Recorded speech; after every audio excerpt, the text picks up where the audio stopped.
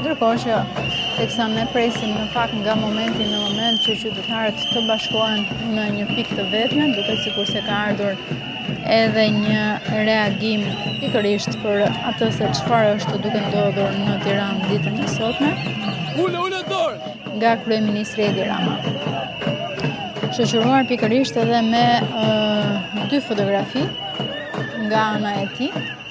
Dy fotografi të kryeministri Edi Rama në postimin e tij në rrjetin social të Facebookut dhe dy fytyrat e një simboli të thirrjes për diasporën në protestë.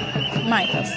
Pra në postimin e kryeministrit Edi Rama, nëse futeni në rrjetin e tij social të Facebookut, e vini re se për çfarë bëhet fjalë. Gjithsesi, kryeministri e përshkruan edhe me fjalë Majtas. Një shtesë skandaloze pa leje brenda mureve të Kalas së Durrësit. Shteti do ta shpronësojë në kuadrin e pastrimit për rilindjen e zonës historike sipas projektit të miratuar.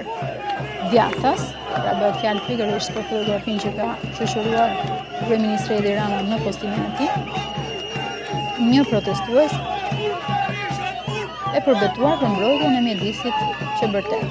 Diaspora këtë vit nuk do të vijë për pushime, por për protestë.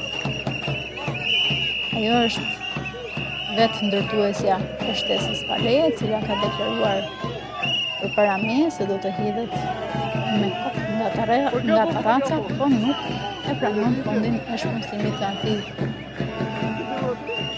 Çibani, nga që i duket pak pikërisht kështu funksionon algoritmi i manipulimit në rrjetet sociale. Pra ka vendosur të theksin kryeministri Edi Rama tek algoritmat për protestën, një shkelëse e ligjit, qendrstare kundër pastrimit të trashëgimisë kulturore, nga Çibani të ndërtuar pa leje, vishet me formulën e interesit publik dhe pujo për atë zonë në rrezik dhe kthehet në heroin.